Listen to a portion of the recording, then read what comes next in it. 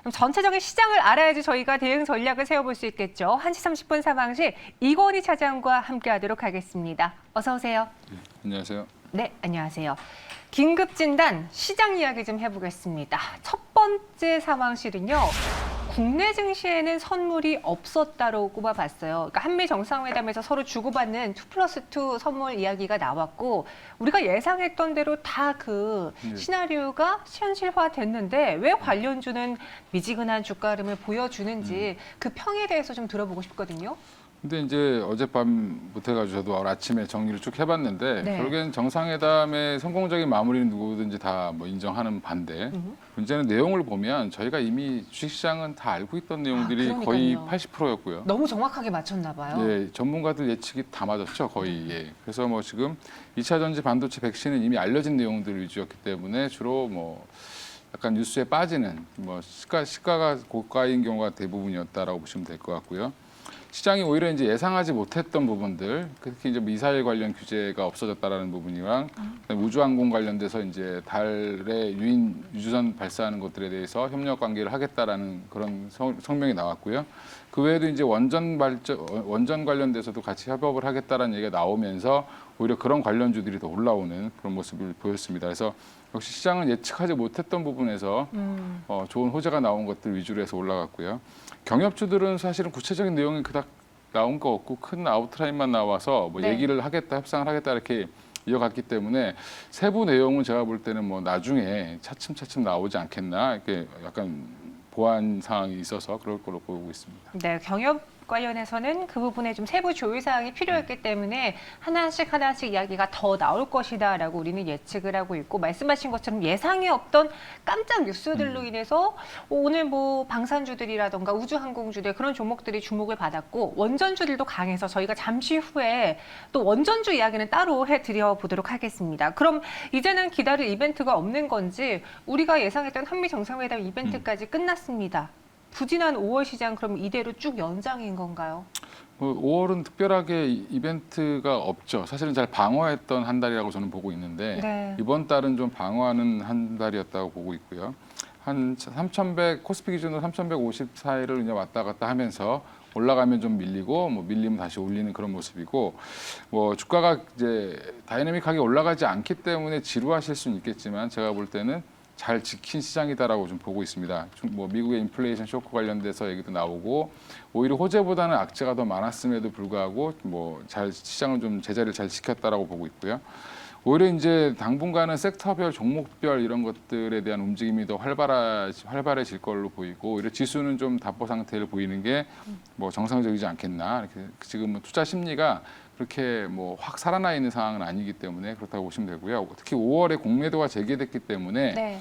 이 공매도가 재개돼서 뭐 엄청나게 빠진 종목은 없지만 외국인들이 이제 주로 대량 매도를 통해서 포지션을 좀 많이 잡았습니다. 그래서 이 한 달은 포지션을 좀 잡고 뭐 이런 그 삼성의 배당금을 좀 빼가고 이러면서 환율도 좀 안 좋고 네. 이런 여러 가지 여파들이 좀 미친 한 달이었다라고 보시면 될 것 같습니다. 5월은 정리하자면 예. 방어해야 되는 한 달이 될 것 예. 같다. 알겠습니다. 이렇게 시장 이야기 해봤고요. 그럼 그 안에서 눈에 띄었던 특징주들은 무엇이 있는지 첫 번째, 이제 2+2 선물 안에 백신 이야기가 있었잖아요. 결국 모더나의 손을 잡은 삼성 바이오로직스 이야기 해보겠습니다. 주가가 선 반영된 건가요, 선배님?라고 강성 아나운서가 저한테 여쭤봤어요. 네. 그래서 제가 반영됐기에는 너무 조금 오른 거 아니니? 라고도 이야기를 했는데 왜 삼성 바이오로직스가 오늘 아침에 살짝 오르다가 지금 거의 뭐 상승폭을 반납을 했거든요. 네. 모더나 위탁 생산 계약 내용 살펴보고 그다음에 삼성 바이오로직스 주가 전망도 들어볼게요. 이것도 뭐 지난주 금요일 날부터 말씀드렸던 것 같은데 뭐 녹십자냐 예. 삼바로냐 하다가 예. 결국 삼바로 쪽으로 갔죠. 하더라도 삼바가 가장 유력할 걸로 봤고 네. 그리고 결국에는 완제품 위주로 이제 한마디로 포장 위주라고 하는데 이 완제를 너무 단순하게 시장에서 격화시켜서 그냥 단순 포장 아니냐라고 얘기하는데 이 단순 포장도 아무나 할 수 있는 게 아니기 때문에 사실은 굉장히 좋은 뉴스다라고 좀 보고 있고요. 이제 왜냐하면 사실은 그렇게 예측했던 이유가 뭐 SK 바이오사이언스를 한번 살펴보시면 1년 전부터 사실은 이게 뭐 계약이 되고 기술 이전이 되면서 생산이 됐기 때문에 사실은 그거와 아스트라제네카와는 좀 다른 그다음에 노바백스나 이런 것들랑 케이스가 다르게 갑자기 이제 생산을 하게 됐다라는 부분에서는 완제만 할 수밖에 없다라고 보시는 게 맞을 것 같고요. 네. 기술 이전은 나중에 이제 차후에 시간이 좀 더 필요할 걸로 한 1년 정도는 걸린다라고 하니까 그런 부분까지 좀 기대를 하셨던 부분들은 좀 시장에서 좀 실망이 나올 수 있는데 뭐 그 당연한 수순이었다라고 전문가들은 얘기를 하고 있습니다. 그래서 오히려 그 내용을 보면 그냥 뭐 1억 도주 이상 만들 수 있다라고 얘기를 하는데 네. 그게 이제 한 병당 가격이 좀 적기 때문에 그런 부분들을 좀 감안을 하셔야 될 것 같습니다. 이 삼성 바이오로직스에 대한 평가도 조금은 엇갈리더라고요. 일단 백신 업계, 특히 삼성 바이오로직스뿐만 아니라 국내 백신 업계에도 다 긍정적인 요인이다라고 이야기하는 바 있는 반면에 아니다, 돈 안 되는 수익성이 좀 낮은 DP 부분만 가져가는 게 아니냐. 그러다 보니까 사실 이렇게 환호할 만한 뉴스인가? 이런 식으로 평가하는 기사도 봤거든요. 이 엇갈리는 이유에 대해서 우리 이건희 차장님의 생각은 어떠신지요? 그러니까 이게 뭐 어떤 사안이 나오면 항상 긍정적으로 보는 분들이 있고요. 네. 좀 굉장히 비판적이고 부정적으로 보는 분들이 있죠. 이제 그렇죠. 그래서 이제 어떻게 보면 절충이 되고 이렇게 되는데 저는 너무 부정적으로 볼 필요는 없다. 오히려 긍정적으로 보시는 게 맞을 것 같고요. 네. 예, 어떻게 보면 미국 다음으로 우리나라가 백신의 허브로 2위를 세계 2위의 허브로 자리매김을 한다라고 보시면 될 것 같은데 중장기적으로는 저는 호재라고 보고 있습니다. 근데 단기적으로는 보시면 이게 한 도즈를 만들 때 네. 사실은 한 1불 정도 남습니다. 아. 예, 그러니까 이게 모더나께 한 14불 정도 하기 때문에 그 중에 이제 1불 정도의 수익이 이제 삼성 바이오로직스에 떨어진다라고 하면 이게 뭐 1억 도즈를 만들어도 뭐 사실은 뭐 생각보다 이렇게 많지 않을 거다. 800억 정도 남으면 많이 남을 거다. 뭐 이런 얘기가 나왔기 때문에 네. 사실은 주가는 뭐 어닝으로 또 계산을 하면 그렇게 큰 영향을 미치지 못한다라고 보는 것 같은데 오히려 이제 그 외에 성장성을 보면 사실은 이제 시작을 하는 거기 때문에 뭐 제가 볼 때는 이거 추후에 기술이 들어오고 뭐 추가적인 또 발주가 나오고 새로운 모멘텀이 생길 때마다 다시 한번 레벨업은 이루어질 걸로 보고 있습니다. 그래서 중장기적으로 생산 기지가 우리나라가 됐다라는 부분, 그 중에 이제 가장 큰 삼성 바이오로직스가 CMO에서 가장 큰 회사이기 때문에 주도권을 잡아 나가고 있다는 부분은 그 삼성 바이오로직스뿐만 아니라 그 외 업체들한테도 굉장히 긍정적인 요소로 작용할 걸로 보고 있습니다. 네, 뭐 단기적으로 볼 게 아니라 중장기적으로 봤을 때 우리 이건희 차장님은 부정적인 요인보다 긍정적인 요인에 더 기대를 건다라고 이야기해 주셨고요. 그럼 삼성 바이오로직스의 단기적인 주가 흐름은 오늘 아침이 매도 타이밍이었는지 가격 전략 궁금하고요. 또 제가 너무 답답한 게 네. 주인공으로 나온 삼성 바이오로직스마저 오늘장에 이렇게 지지부진한데 결국 모더나랑 손잡지 않은 걸로 결론난 녹십자나 ST팜이나 한미사이언스의 경우는 주가가 오히려 하락, 급락을 보여주고 있거든요. 그래서 그에 대한 가격 전략을 여쭤보신 분도 계세요. 좀 다 이야기해 주시죠. 일단 삼성 바이오로직스는 제가 지난번에도 말씀드렸지만 뉴스가 나오면 한번 파셔야 된다고 말씀을 드렸던 부분이 있었는데 네네. 오늘 아침에 파셨어야죠 사실은. 아, 근데 이제 결과와 주가는 좀 별개일 수 있습니다. 시장 심리가 좋았다라고 하면 오늘도 뭐 한 92만 원 이상 갈 수 있었겠지만 오늘 장중에 한 90만 원을 조금 돌파하고 밀렸다라고 보시면 되는데 제가 볼 때는 여기서 더 빠지거나 뭐 추가 하락이 나오기보다는 좀 옆으로 횡보하는 구간이 나올 것 같고요. 네. 당분간은 좀 박스권 흐름이 나오지 않겠나 싶어서 언제든지 90만 원까지 반등은 나올 수 있다라고 보고 있고 그래서 단기에 빠져나오실 분들 같은 경우는 한 90만 원 선 넘어가면 한번 매도를 하시는 게 맞을 것 같습니다. 그리고 나머지 종목들 보면 사실은 관련주로 엮였던 것들은 당연히 빠질 수밖에 없겠죠. 채택이 안 됐으니까. 그렇죠. 그리고 우리나라 국내 백신 개발 업체들도 오늘 많이 빠지고 있는데 우리 국내 백신 개발 관련주들도 빠진 이유 자체는 그러면 삼성이 모더나를 만들면 우리나라 백신은 더 이상 개발이 좀 미뤄지는 거 아니냐, 뭐 부진해지는 거 아니냐라고 이제 우려 때문에 좀 밀렸다고 보면 되는데 제가 볼 때는 그건 우려할 게 아니고 지속적으로 그거는 이어질 걸로 보고 오히려 시장은 계속 커지고 있다. 뭐 아니면 도의 생각을 갖기 때문에 이렇게 약간 주가가 흔들린다라고 보고 있습니다. 네, 녹십자, 한미사이언스, ST팜 오늘 하락이 좀 나타나고 있습니다. 여러분 리스크 관리 해보시기 바라겠고요. 삼성 바이오로직스 알아봤어요. 이어서 다음 상황실로 넘어가 보겠습니다. 원익 QNC 오늘도 반도체 주는 지루해요. 또 강승호 아나운서가 방송 전에 저한테 뭐 삼성전자 투자 이야기도 나왔고 네. 반도체 주들이 움직일 법도 한데 왜 이렇게 못 갑니까? 라고 저한테 물어봐서 제가 차장님께 여쭤보려고요. 네. 다 알고 있었잖아요, 그죠? 예, 다 알고 있었고 지난주부터 얘기가 나왔을 거고. 네. 근데 또 발표 내용을 보면 뭐 사실은 미국의 20조 규모라고 보면 그게 큰 것 같지만 사실 크지 않습니다. 전체로 보면. 네. 근데 이제 물론 당연히 이제 뭐 발표를 했지만 사실은 장소도 특정하지 않았고 구체적인 내용은 나오지 않았고 이게 이제 단순히 정상회담을 위해서 삼성전자가 미리 빨리 뭔가를 정할 수는 없죠. 그러니까 이것저것 따져봐야 되기 때문에 입지부터 다 따져봐야 되는 상황이기 때문에 추후에 구체적인 발표가 나올 때마다 아마 좀 이런 장비주들은 반등이 나오지 않겠나 생각을 하고요. 오히려 이제 특별한 뉴스보다는 기존에 다 알고 있던 뉴스가 나왔기 때문에 좀 빠졌다라고 생각하시면 될 것 같습니다. 다 알고 있었던 이 이슈는 주식시장에 정말 도움이 안 되는 것 같긴 하지만 그래도 개인 투자자분들은 그 이슈라도 기다리면서 어쩔 수 없이 계속 반도체주를 들고 가셨을 거예요. 최근에 주가 흐름이 지지부진했기 때문에 원익 QNC도 그 중에 하나거든요. 실적도 잘 나왔고 앞으로의 성장 그리고 미래의 그 가능성도 높게 점치고 있는데 단점은 가격이었나요? 어떻게 전략을 세워야 될까요? 그러니까 이미 이제 보면 이런 장비주들이 원익 QNC뿐만 아니라 대부분 장비주들을 한번 쭉 한번 살펴보시면 다 대부분 오늘 한 뭐 4에서 5% 정도가 이제 밀리는 거가 대부분 나오고 있는데 주가들이 보면 그동안 뭐 지지부진했다, 뭐 되게 힘드셨다라고 얘기를 하지만 최근에 사신 분만 그렇고요.